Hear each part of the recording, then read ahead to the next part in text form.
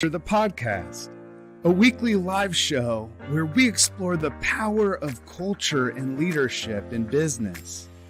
I'm Ryan McCarty. And I'm George Rogers, and we go live every week to learn from each other and hear from other experts about how to effectively champion our team members and ourselves. So join us live every Wednesday on our social networks or subscribe. You can listen to Apple, Spotify, and Google Podcasts. Now, let's champion your culture. What is up? We appreciate it. What's the haps, homie? Here. What's the haps? What's the news? What it do, man? I'm so glad to be here, Ryan. Another week. It's always weird, after we are together for a week and then we're separated.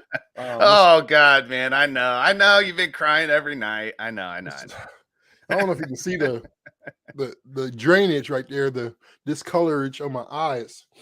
When you cry, actually, you're releasing. There's toxins in your tears. That's why, man. You're building up all those toxins from not being around me, dude. So I understand, man. I understand. Sometimes I forget. Like I don't feel close to myself sometimes, and that even makes me cry. Oh, man.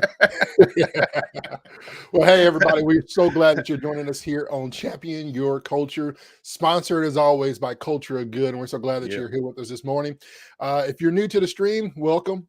We come every Wednesday and bring you all things culture and leadership and everything that you can find within that, from well-being, mental health, D&I. We discuss a lot of topics.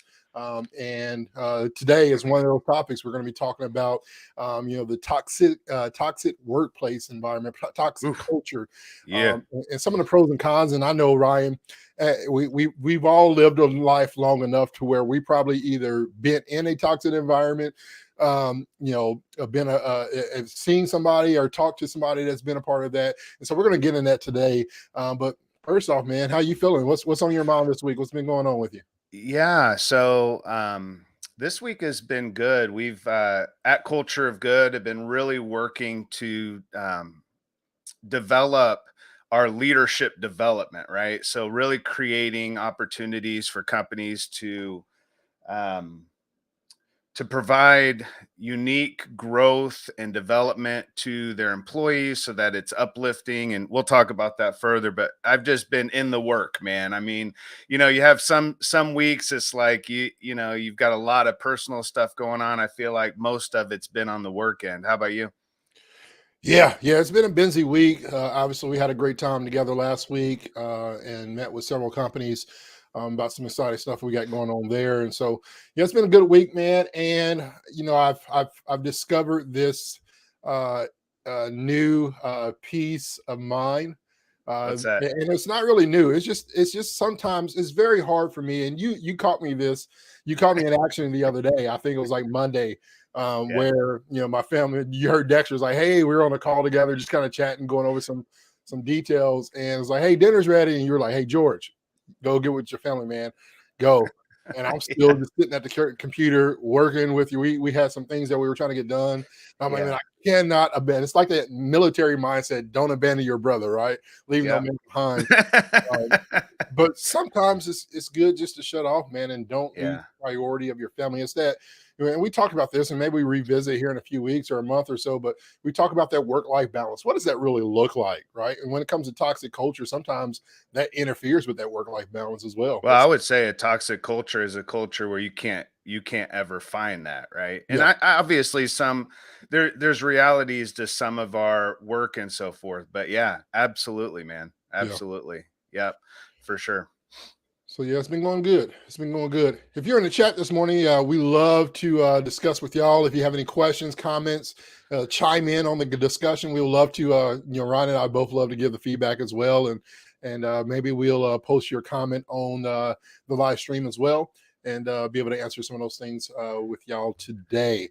Yeah, I love going live every week. Plus, if you're listening after this, or if you're planning to, you can hear Culture of Good all week long. All of our episodes are always there, ready, evergreen, ready to listen to. Some people don't ever listen back on old episodes, but I would encourage you, if you're new to culture or to champion your culture, I would encourage you to kind of look back and look through the library. There's so many really powerful topics. Today's topic on toxic work cultures, and how do we identify it? How do we notice it? Really, what it comes down to is, George, here's the reality. There's no such thing as a perfect culture, but Yeah, yours doesn't have to be toxic, right? Like exactly. I mean, there doesn't have your culture at work does not have to be toxic. So I want to dive right into that if you're ready for it, because I Let's think this is go. really timely conversation right after the pandemic and during the pandemic and the great resignation that was a reality that everybody was facing, and we're still really in the midst of a conversation that's further and deeper than maybe a lot of people have had before, and that is, is the culture that I'm working for, the business that I'm working for, is that supporting my growth? Is that a culture that I can flourish in? Is it a culture where my values are being lifted and I'm able to live out my values, or is it the dirty three enemies of a really great culture? Is it repressive? Is it suppressive? Is it oppressive? Right? Like, Yeah. there is it toxic in terms of like every other idea around toxicity, and that is it a toxic relationship? Do I have a toxic relationship with my work? Yeah, when I think about this, and when we first started discussing this conversation, Ryan, I thought, and I'll just use honest examples. I don't want to read something, but this is what I truly felt. So I was involved in a very toxic situation, where there was change in ownership. Right, there was some things going on within the company, and really the negative behaviors really came out over time. Nothing's very instant, because as life in general has shown us, is that we all have that honeymoon phase that we call it, right? Whether it's in a relationship, a business ship, where it takes time for what I believe is one of the key indicators of a toxic environment. That's manipulation. It takes Yeah. time to see that manipulating spirit or behavior, because it looks like enjoyment, it looks like involvement. I want you to be a part of this, but truly what it is that it's that nurturing of, it's going to be my way, no highway options. Right, is what it ultimately comes out to, is that bullying effect that sometimes becomes so involved in the culture of the organization. And what you see when you see that, and some of the things that I think about, Ryan, how do you know that you're involved in a toxic culture or a toxic situation, is that if you are a driver, right, you're a motivator, you're a doer, and there becomes a lack of productivity, there becomes a lack of trust, not just with your leader, but also within yourself. You start thinking mentally and within your own mindset, am I good enough? Am I doing enough? Am I doing this right? Your trust level becomes high, and whenever there's trust involved and a lack thereof, you begin to worry, stress, right? All these different type of emotions come over you, to where your stress levels are even high, and then you're wasting time and spending time thinking about the things and worrying, right? And we know that 70% of the things we worry about never happens. You just start making up these stories in your own mind, but it becomes the norm, right? It becomes part of your day-to-day life. It becomes part of what you do and how you do it. And so that toxic working environment uh, really becomes that weed in a beautiful garden, right? When there's great culture, and by great culture, again, as you said, Ryan, great culture doesn't mean it's perfect culture, right? It doesn't Right. mean that everything's great, because we can say things within our own organization. Culture good is a good team. We can talk about Verizon TCC, who we've been a part of, and implemented culture good within. It's a great enter, but even within those great companies Oh that we've been a yeah. part of Yeah. all over, there's still things that For we got sure. to get better at. It's not perfect, but man, we're not where we used to be, right? Right, right. And when we think about culture, we're talking about how most people feel, believe, and behave most of the time. And when we think about toxic, we're thinking about something that's been poisoned, right? Yeah. So, real quick here, I'm gonna give a come on, man, as fast as I can here on this show, because this is something like we've been in the midst of. I don't want to jump on this train, but here we go.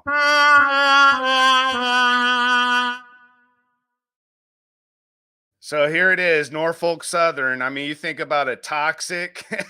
this is Oh like boy. this is like toxic and toxic. I was just thinking about this. I pulled up Norfolk Southern and one of the first things, because obviously we're good at spending a lot of money, job openings, work at NS, and then look at the main picture, and then you think about employees that are having to clean up that toxic, poisonous mess and the amount of impact that had, not only on that area where it was, but the impact and the effect of that wreck. And this is a great example. I mean, a really extreme example. But could you Yeah. imagine being an employee and having a really shitty boss? Working, I'm not saying all the bosses at Norfolk Southern are shitty, but imagine if you did. Man, I tell you what, working that mess within a toxic culture Yeah. is it is like I mean, pretty much like that's the ultimate, right? So that's the come on, man.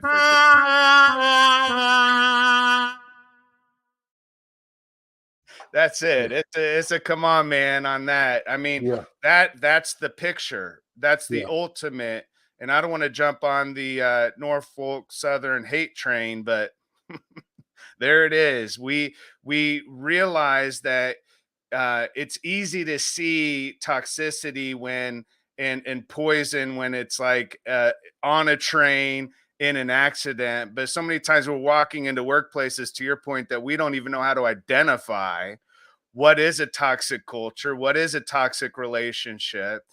George, you and I have coached a lot of people and counseled and gave and mentored, and when somebody's in a toxic relationship, to your point, sometimes they've been in it that the toxicity is so normal that it's Yeah. been normalized, and because of that, obviously when you become familiarized with it, it just breeds contempt, and you just keep showing up in that toxic relationship, and it's impacting your mental health, it's impacting your well-being, it's impacting your physical well-being.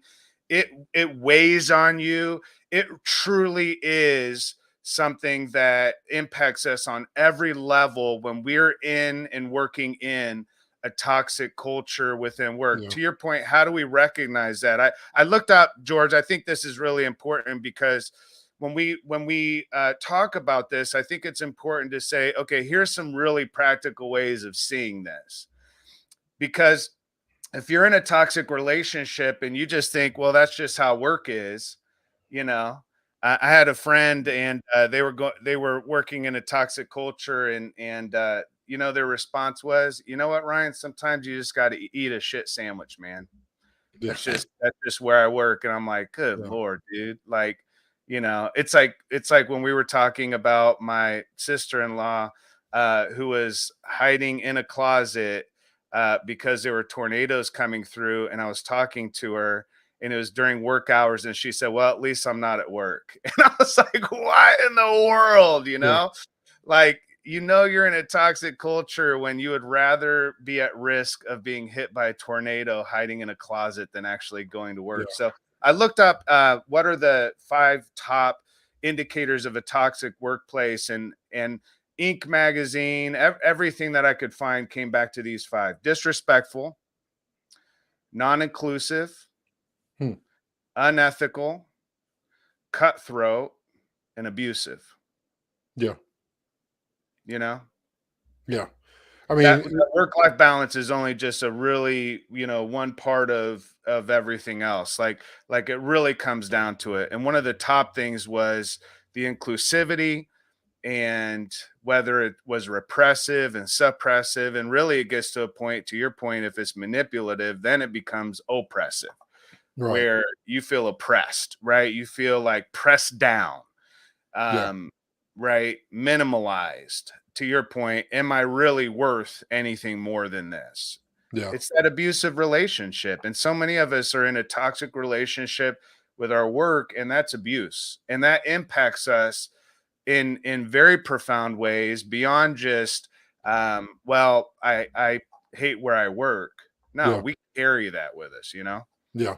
I mean, it's that you talk about abusive, and I used to, uh, it took me a while to understand what abuse is, right? You always think from the, the simple mindset that there's something that you've seen, right? There's a visual of that abuse, right? Whether it's physical, even verbal, there people can see that verbal abuse, that lack of empathy, and the disrespect and tone, the micro aggressions that come often with those abuse.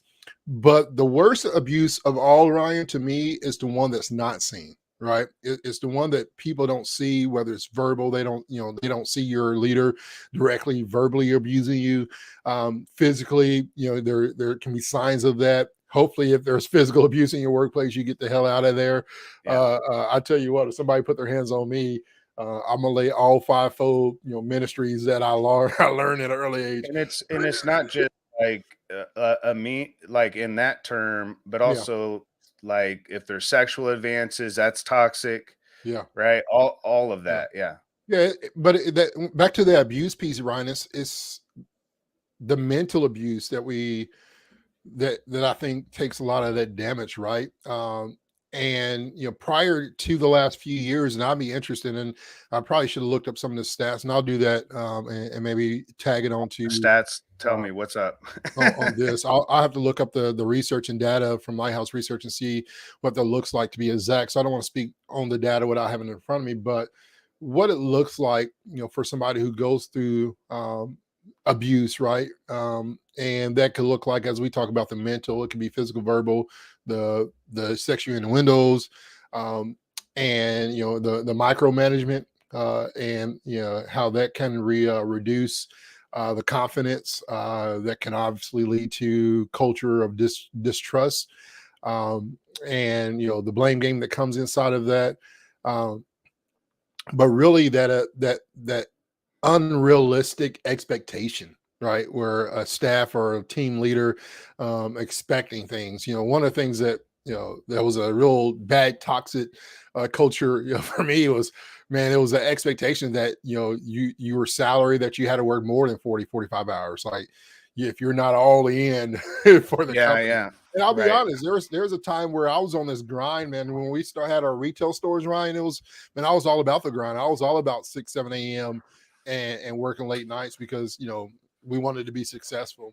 But Sure. the unrealistic expectations that sets for your team, if you're setting this 24/7, if I text or call you, you better answer, or Yeah. I'm not going to text or call you anymore, or you're going to be cut from the the cool list. Man, that toxicity is so damaging. We do have a question. I think it's a good question that we can kind of step on. Kenneth said this. He asked a question. Is a toxic workplace a reflection of a toxic society? That may go into that come on, man, when it comes to toxic society, and the days that we're living in. We can talk Well, about how the toxic environment. We can talk about the racial aggression, and what DNI has done over the last 2 years, and the lack thereof still today. We're seeing a lot of that change still. What are your thoughts on that question? Toxic workplace, is it a reflection of a toxic society? no, I think a toxic workplace is a reflection of toxic leadership. Mm, And I think toxic leaders can be impacted by toxicity in society, but I think the reflection, if you show me a toxic work culture, I'll show you toxic leadership. yeah, Right. yeah, I mean, that's really what it comes down to. Now, does it impact? Absolutely. Does it influence? Yeah. I mean, really, because there's no work life. yeah, It's life. Like, let's yeah, be real. It's life, and work is a part of life. There's no either or. And I understand there's realities here as well, because when we're talking about like get out of a work toxic culture, if it's toxic, get out, get out. I mean, that's a privileged thing to say, isn't it? Because yeah, not everybody can just like jump ship either.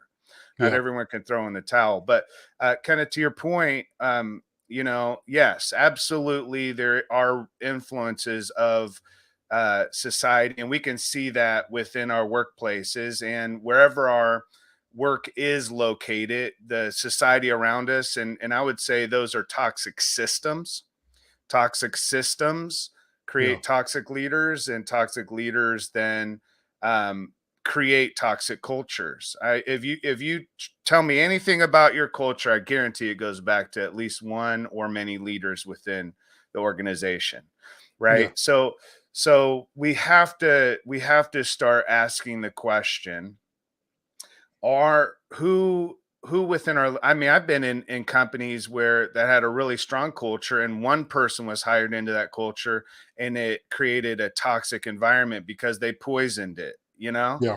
And that can happen. And we have to address that and get real about it, and recognize it if we have the ability to do so. But if you're listening and you're just working in a toxic culture and you're recognizing it and wanting to know, you know, what to do and how to approach this, we have to start pushing for leadership development within our organizations, because you can't fix a toxic culture without developing leadership, right? Because leadership development, and I'll just say this, leadership development is really the antidote to a toxic culture. Leadership development is the antidote. We can't just like walk around and say everybody needs to be kind to each other. Everybody's been mean lately.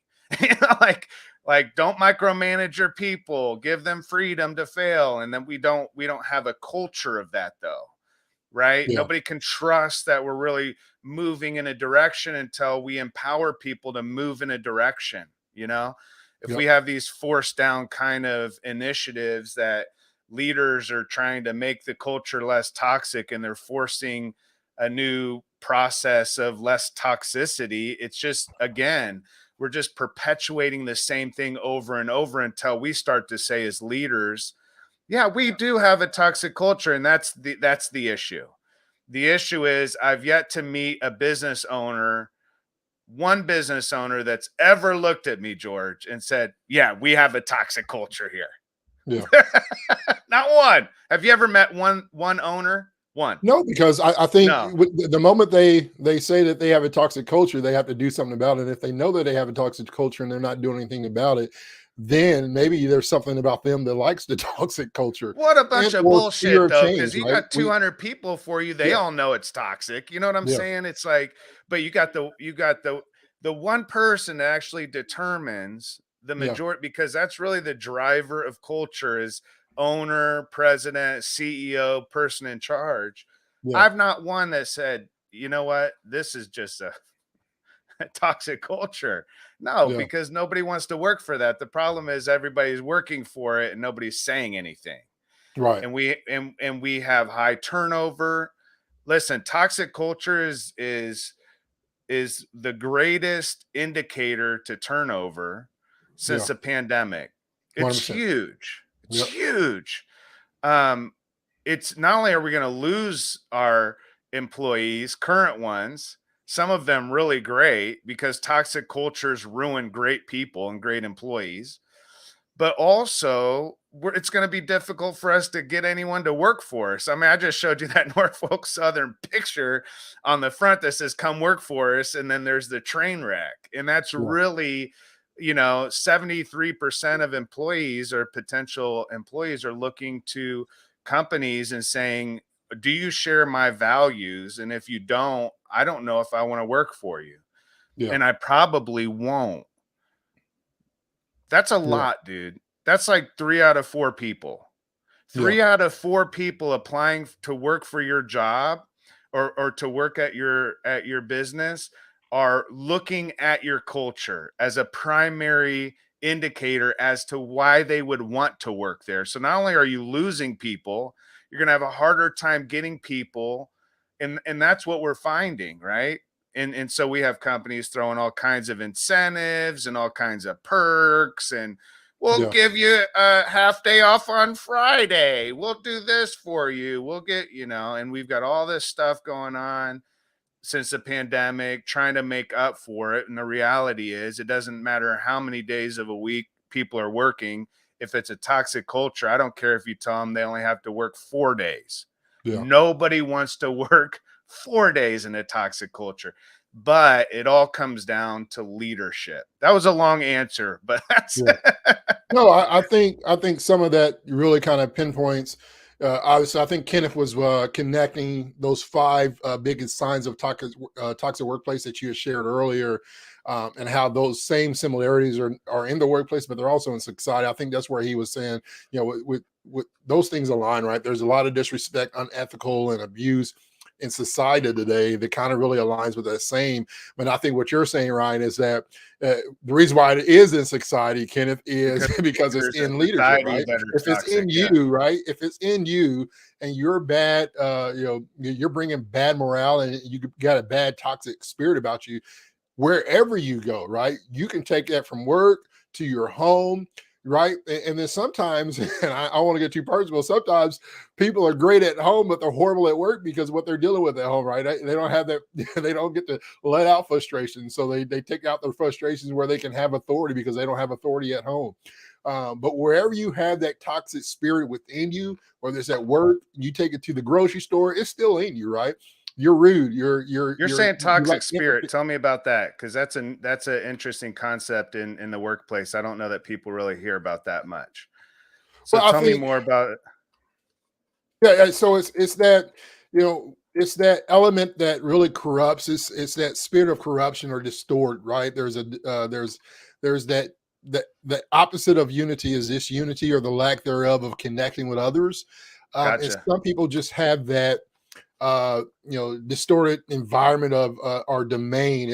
I always say there's a difference between domination and dominion. And as leaders, we're given dominion, we're given authority, but we're not supposed to use that authority and dominion as domination. Right. Yeah. The person that has a spirit of toxic will try to dominate a situation. Right. They'll try to manipulate. They'll try to give you stipulations and expectations that don't align with the true job duty, but they want to manipulate you and use their authority, i.e., they're going to give you some of their work to do, Ryan. Right. I'm going to give you that. I have that toxic spirit about myself where oftentimes I want the spotlight and you're going to do the work. Right. And so that spirit where it really is that place where they are summoned to really kill culture. That it's that culture killer spirit where when such and such comes in the room, the atmosphere changes, right? Yeah, they just got happy go lucky, but when Joe Blow comes in the room, the atmosphere changes everything. And the problem you're talking with about like that inner attitude that you carry with you, right? Right. And yeah, because you could feel it when you go to a high school basketball game and you've got team spirit, right? So spirit is like everybody's together, there's team, but then you have also that negativity and that oppressive feeling of like, and to be honest, it doesn't always, it's not always that apparent, right? It's not always that, and I think it also, to your point, can be very subtle and over time begin to wear on us.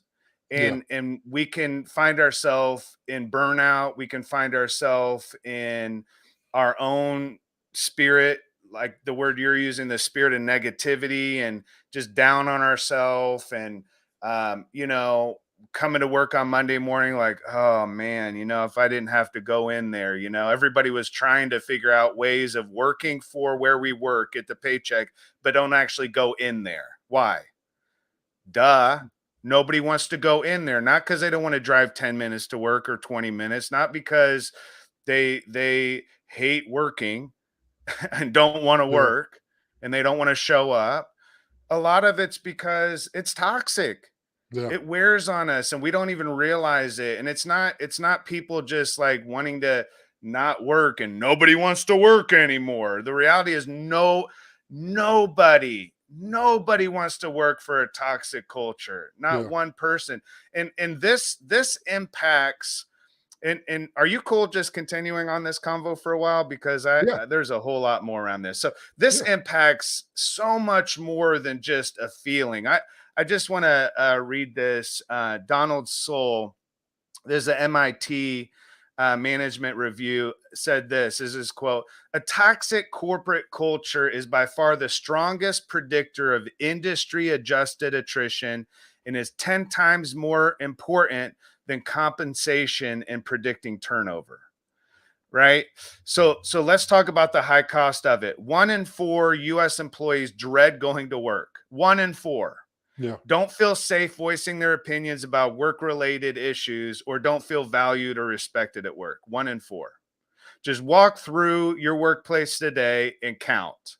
You, 1, 2, 3, you, 1 in 4. 1 in 5 US workers have searched for a new role due to the culture in their workplace. 1 in 5. Go through the hallway. You, 2, 3, 4. You. It's that real. 58% of those individuals who looked for a new role said they do so because their people manager was ineffective or contributed to workplace toxicity. Yeah. 1 in 10 Americans say they experience bias or differential treatment in the workplace because of their political views. 42% of those experiencing bias felt it was affected their careers detrimentally. I mean, it just goes on and on. 3 in 10 Americans said their workplace culture has made them irritable at home. Yeah. Yeah. That's that spirit. It gets in you. It gets on you. You ever run through the woods as a kid and you got those little burrs all over your clothes, man? You know, I remember as a kid, it was the worst thing ever, but there were kids that would take those things and try to throw them in people's hair and stuff. You couldn't get them out. And it's like what happens in a toxic culture is it's contagious. Yeah, I was gonna say what happens in the toxic culture doesn't stay in the toxic culture. It goes. Nah, it's Vegas, man. It's contagious like Vegas. You know, I was thinking about this. It does not stay in Vegas, man. It goes home. It goes with your kids, like all of it. Yep.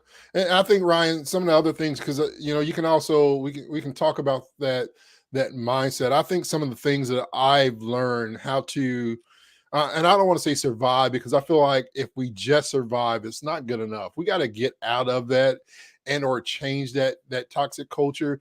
I think one of those things that I remember the most is there's 2 statements made to me, and I live by one of them. One statement that I started quoting, and it got so bad. This is how bad it is. A toxic culture can make a good leader corrupt, right? I raise my hand. I became part of a toxic situation because of the environment of the leadership and ownership of a company that I was shortly involved in.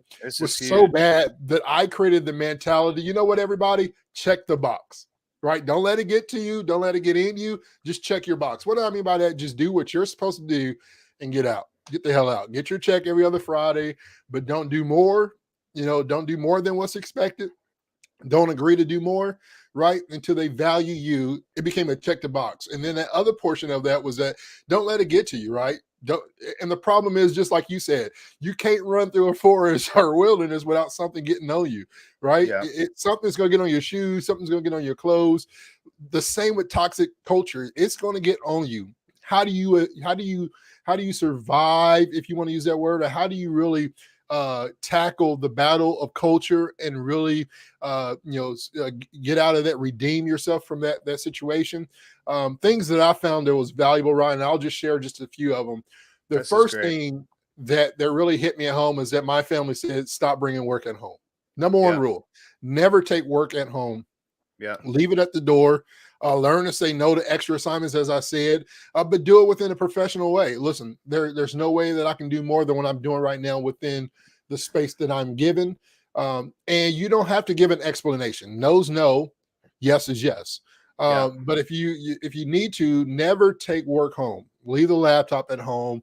If you travel with a laptop, because sometimes in this day, obviously, there's a lot of virtual hybrid roles, leave it where it is. Don't open it up. Find, the second thing that I needed to do was find something healthy mentally that helped me cope, right? Find a healthy coping mechanism that leave the office on time, finding a relaxing, enjoyable activity to do. For me, I'm a music guy, so I had to stay away from certain types of music that really ramped up my spirit when I left work there, because I was like, man, this song makes me feel you when you're outside of the club. You just like work too much, man. I understand, because some people feel that too, right? I don't want to diminish someone else that's like, well, I like to work a lot, Yeah, no, It's you what's the gotta do that. expense? You're Yep, cheating something. You're cheating yourself, cheating your family. Who are you exactly. cheating? Yeah. Yeah, too much of one thing is a little of another. So, if you're taking more time over here, you're leaving less time on another place. The other thing, Ryan, I'll wrap it up with this: avoid drama, uh, and then learn how to establish guardrails, boundaries for yourself. When it's when there's a break, that's you're supposed to take the break. Take every minute of that break. Relax mentally, breathe. We talk about doing breathing sessions and things of that nature, just to kind of find yourself taking that necessary time and refuse to answer calls, text, emails. I even got to the point, Ryan, where it was my best interest to only look at my emails twice a day, three times Yeah. at most. But in the Yeah. morning before I started my day, in the afternoon, an hour or so after lunch, following lunch, I looked at my emails, and maybe right before I left work, just to see if there was any deemed emergencies that could not wait till the next day. Other than that, I stopped because I was a bad habit. You knew that you can get a hold of George because George always answered. George always responded to text within minutes, emails within minutes. And so you got to practice that mindfulness and really finally bring positivity. Your mind Yeah. needs a constant reminder that everything is okay. Even when it's not okay within the toxic, you are okay and you'll be okay, right? You're going to be able to survive and conquer the situation that you're in. Yeah, I love this. I love this. One of the biggest things that we provide and offer through the culture of good is the leadership development component, which again, it just is that Yeah. this is the antidote to toxic cultures. Yeah. Really, what it comes down, and here's why. A big part of our development is identifying what your top 5 dominant strengths are, right? So we really Yeah. partner with Gallup in this and um, the manager strengths, and that's so important because what happens is, and you know this, your strength also has weakness. Right. So your strength, George, can be initiative, right? So you can have a real strong initiative strength, and you like to get shit done, and you like to hustle and work hard, and you take the initiative, and you're gonna make that happen. But the other side of that, the imbalance of that, if you get into it, can be very destructive within a workplace, right? And Yeah. also wear on you physically. If you don't know that that's your strength, you don't know how to use it as a strength.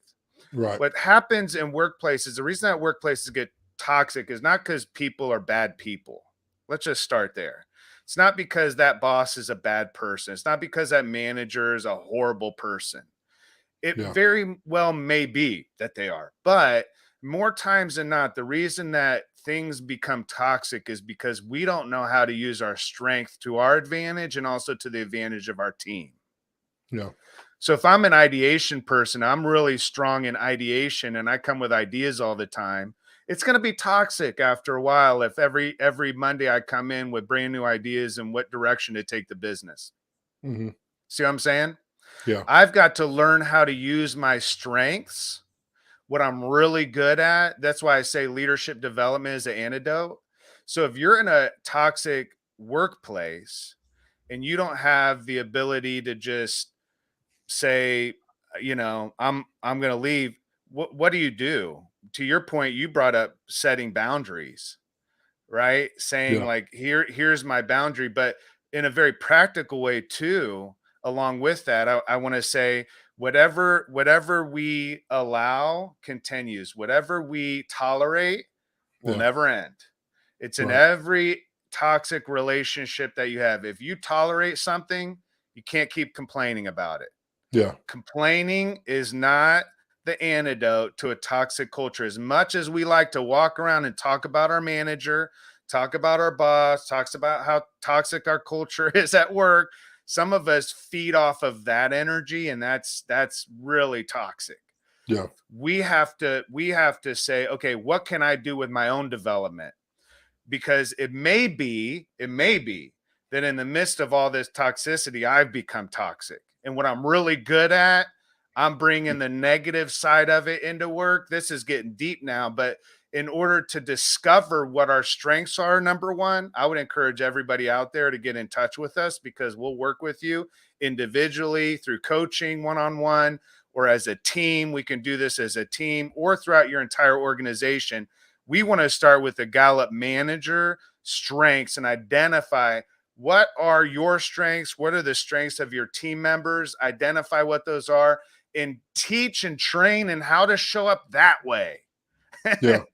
Sometimes we're micromanaging because we feel like things are out of control. Right. It's not because we're a shitty manager. It's because we feel like there's no other option, or that's what we've been taught to do.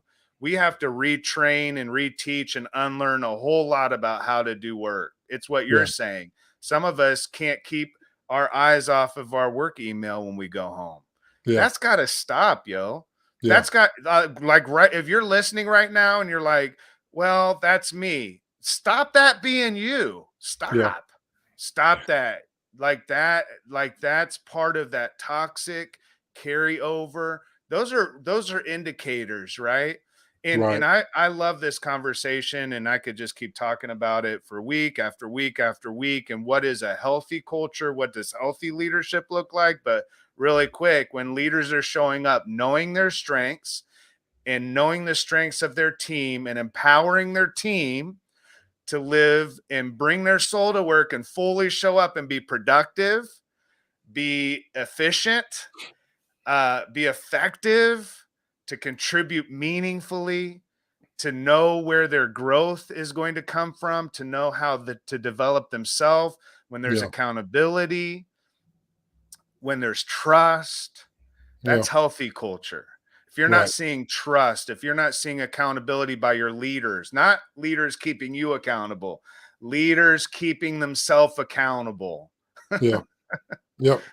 Right? Yeah, that's it, man. If you're not seeing a healthy culture, there's a good indicator that you've got a leadership development opportunity that is awesome. Don't jump ship yet unless you just can't do it. If you're a decision maker and you have the ability to bring leadership development and do that, that's the antidote to a toxic culture. Yep. Yeah, that's a fact, man. And I, again, as we were wrapping up here, thank everybody for joining us on Champion Your Culture, sponsored by Culture Good, as Ryan iterated. If you want more information on leadership development, we are getting involved with several companies and really bringing some value to them. One of the statistics, Ryan, I think I shared this with you actually last night. I got some feedback that one of the special notable like benefits of leadership development is that leaders report increase in revenue as an outcome of their leadership development, right? 35% of leaders versus 12% of followers and 7% of laggers report this as a benefit. And so there's a lot of benefit to this. We're seeing a lot of positivity within the leadership development side of it. And then also frontline, when leaders are bringing positivity, it grows, right? It becomes that John Maxwell calls the law of the lid lifter, right? You can only go as far as your leader raises that lid for you. And what we're able to do within companies, we're excited about. I know that we got a lot of excitement coming in the future. Outside of our keynote, we got coaching. We got a lot of things going on, Ryan. It's, somebody asked me, what do you do? And I start naming off some things that I do with Culture Good, Lighthouse Research and Advisory. And they're like, what you got so much going on. The reality is that it's really simple. It's really simple. What we love, what we do, to be able to be involved in the workplace culture, and really driving the leadership portion that raises the bar for everything. So shout out to Culture Good again. Yes. Shout out to Lighthouse, yo. Lighthouse with Ben Eubanks. Ben Eubanks, yes, sir. You got a HR summer school coming up, don't you? In June 6th through the 8th. Yeah, June 6th through the 8th. And I'll throw it in the chat for everybody. But you definitely want to check out HR summer school. It's coming up in June. It is free. If you are a HR practitioner, you in the HR field, if you're part of SHRM and HRCI, you get those accredits. This is a 7+ hour accreditation, and you can check it out at hrsummerschool.org. You can register for free. It's a 3-day event in June that we're excited about this coming up. Cool. And so it's going to be some great things. We got some great speakers lining up, and some sponsors, early sponsors that are participating in that as well. But yeah, June 6th, 7th, and 8th from 10 a.m. to 12:30, I believe, Central Time. So just 2.5 hours a day. I know we got Quantum Workplace, iSolve. There's going to be involved goodies, so that have partnered with us in the past, and so we're excited about it, and we look forward to having anybody out there that's wanting to be a part of it. Come and join us for HR Summer School coming up in June. That's virtual awesome, event. man. Virtual That's event. awesome. That's awesome. Well, thank you all for jumping on. I don't want you to leave this podcast thinking, oh God, I have a toxic culture. I hate where I work. Listen, toxic cultures are a reflection of toxic leadership. But guess what? This is what's good. Healthy cultures are a reflection of healthy leadership. Yeah. Right. And that impacts business. To Kenneth's point, it impacts society. Yep. It impacts family life. It impacts life. And so I just want to encourage everybody out there and challenge you. Definitely leadership development. If that is not, we're not talking about training. We're not talking about some video series, leadership development where people are being empowered. Reach out to us at cultureofgood.com. Thank you so much for joining us this week. We're going to be back next week, probably talking still about this subject. I really am interested in diving deeper into steps to take to address specific realities of toxic leadership through leadership development. So be with us back next week. And George, it's good to see you again, man. I love you. Good to see you. Good to see you as well. And hey, everybody out there, just remember, true leadership doesn't want anything from you. True leadership wants everything for you. So it's awesome, man. Man, that's good. Why didn't you say that earlier? Because that's my tagline going out now. I'm just every ending that I do. You'll have a tagline at the end. Oh God! Now I have to have a George's tagline thing. Okay, here we go. All right. Thank you all for joining with us. We'll see you back next week on Champion Your Culture.